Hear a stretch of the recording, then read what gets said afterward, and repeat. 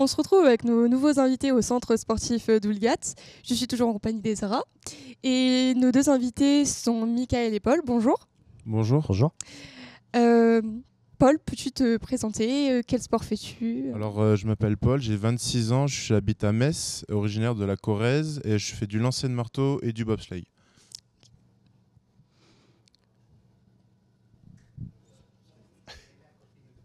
Euh, pourquoi du lancer de marteau? Pourquoi de la boxe? Surtout, pourquoi de la boxe? La bobsleigh. Ah, de la bobsleigh. Pardon. Alors, je peux essayer la boxe, mais je suis pas sûr que j'y arriverai très bien. Du coup, moi, je fais du lancer de marteau depuis quelques années. J'ai commencé avec mon père qui était coach d'athlétisme. J'ai touché à toutes les disciplines, et du coup, le lancer de marteau m'avait plutôt plu, et j'étais assez performant en étant jeune, et puis j'ai continué au fil du temps. Et le bobsleigh, en fait, je viens juste de commencer. Ça fait quelques semaines, enfin quelques mois que je viens de commencer. J'ai mon meilleur ami qui est dans le bobsleigh. Et ça fait plusieurs temps qu'il me dit de venir le rejoindre. J'ai testé et en fait, j'ai plutôt accroché. Et je trouve que le bobsleigh a beaucoup à m'apporter. C'est un sport d'équipe, alors que moi, je suis dans un sport individuel qui m'entraîne seul souvent. Donc, c'est assez complémentaire. Et ça consiste en quoi, du coup? Lancer, c'est faire des moulinets et tourner sur 4 tours et lancer le plus loin possible sans sortir d'une zone qui fait 2 mètres 135. Et le bobsleigh a poussé un engin de beaucoup de kilos le plus vite possible à monter dedans et à aller le plus vite possible en bas d'une zone en glace. Bonjour Michael, vous êtes aujourd'hui coach, enseignement athlète. Comment avez-vous vécu le passage, la reconversion? Alors moi j'étais ancien sportif en tennis de table, ensuite prof de PS et puis aujourd'hui je m'occupe de la reconversion, de la formation et de la reconversion des sportifs de haut niveau. Donc moi c'était une passion le sport et de pouvoir en fait faire bénéficier mon expérience à des jeunes athlètes et puis de les accompagner sur leur chemin de performance. C'est ce qui m'intéresse dans cette édition de Campus Sport. Donc quel est votre rapport avec le sport? Le sport, c'est l'objet de tout ce que je mets en place en fait, pour accompagner dans la formation, dans la performance, dans l'épanouissement personnel des athlètes. C'est vraiment le cœur de mon métier au jour le jour. Je bosse qu'avec des sportifs dans le sport pour qu'ils puissent accrocher des médailles à leur tableau et puis poursuivre leurs rêves. Du coup, Paul, je reviens vers vous. Est-ce que vous auriez des bons ou des mauvais souvenirs à donner sur les deux sports que vous pratiquez? Sur les deux sports, c'est un peu compliqué parce que le bobsleigh, je viens juste de commencer. Donc, à part une chute qui m'est arrivée, j'ai pas réussi à monter dans le bob en fait. Et du coup, j'ai dû sauter du bob un peu. Donc, heureusement qu'on était sur de la piste et j'ai pu courir, que si ça aurait été sur la glace, je pense que je me serais éclaté la gueule par terre, on va dire. Et au niveau du lancer de marteau, je pense que le meilleur souvenir que j'ai, c'est ma première médaille au championnat de France élite, parce que j'étais assez jeune et donc faire ma première médaille sur un grand championnat senior, c'était assez cool. Mais je pense que c'était quand j'étais très jeune et que j'ai commencé le marteau avec mon père, où on avait vraiment une relation assez importante avec mon père, où c'était mon coach, etc. Et c'était pour moi les meilleures années, parce qu'on est assez jeune, on ne se rend pas forcément compte de l'enjeu du sport de haut niveau.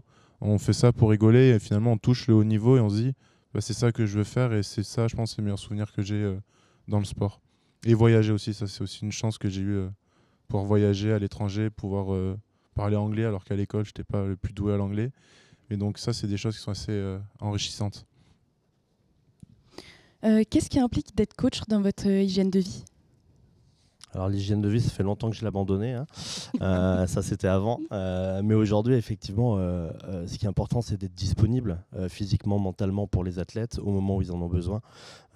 Donc ça implique quand même un suivi un peu particulier de la relation qu'on peut avoir avec eux, notre disponibilité, d'avoir toujours aussi le smile, d'être positif, parce que c'est aussi ce qui les aide à être performants, c'est de réussir à leur montrer que malgré tous les obstacles qui peuvent se présenter face à nous, il y a toujours une solution, il suffit de la chercher.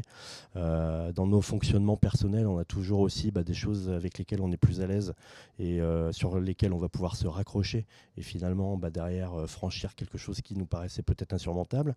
L'expérience aussi avec les autres, le partage, ça c'est un truc super important.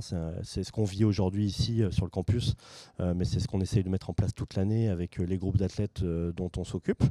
Je dirais que moi, c'est plus exactement la même chose, c'est plus la même adrénaline, c'est plus le même challenge que quand on était sur les terrains ou voilà. Mais pour autant, en fait, on les vit tout aussi intensément quand on les accompagne parce que en fait, leur projet devient notre projet. Et moi, quand ils gagnent, je suis vraiment le plus heureux.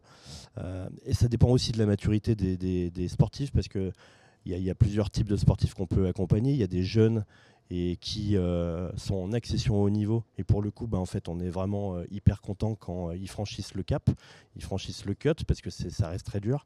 Il y a ceux qui sont en carrière et puis qui vont décrocher une médaille incroyable. Et puis il y a ceux aussi qui vont être plutôt sur la fin et qu'on va aussi accompagner pour que leur deuxième vie soit tout aussi épanouissante. Donc il y a plein de moments où en fait on peut être content de bosser dans ce type de projet. La question que je me posais, c'est quels conseils vous pourriez donner à un jeune de la génération de maintenant ou d'avant pour pratiquer ces sports que vous faites ? Après, c'est pas forcément sur mon sport, on va dire en particulier, mais c'est surtout de faire du sport, de bouger, d'être curieux. Parce que je pense que finalement, que ce soit le sport, que ce soit le lancer de marteau, le boss-play, le judo ou n'importe quel sport, c'est la valeur qu'il y a derrière le sport, comme tu disais tout à l'heure, le partage, les valeurs qu'il y a dedans, les temps d'échange qu'il y a pendant qu'on fait des événements comme qu'on a la chance de faire avec les étoiles du sport. C'est vraiment d'être curieux, même si on va pas forcément être le meilleur dans la discipline, c'est d'essayer pour peut-être arriver à toucher le haut niveau, mais en tout cas d'aller faire du sport, d'aller se surpasser. Parce que je pense que c'est ça les valeurs du sport, c'est vraiment un dépassement de soi, parce que quand on arrive dans la vie de tous les jours, en fait, c'est la même chose. Et quand on a le goût de l'effort, de la résilience, de vraiment vouloir donner le meilleur de soi, quand on arrête le sport, ou même si on en fait en parallèle d'un métier ou quoi, on fait la même chose dans le métier.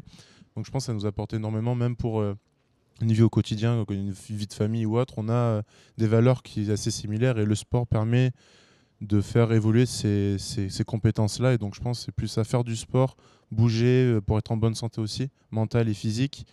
Pas dans l'excès parce que le sport de haut niveau fait aussi que des fois on n'est pas bien mentalement et physiquement, mais faire du sport et de croire en ses rêves, de se dire si j'ai envie d'être footballeur pro, fais-le, même si ça se trouve tu n'y arriveras peut-être jamais, tente. Si c'est pour faire de la pétanque, du tennis de table, j'en sais rien, tente, fais-le si tu as envie de le faire.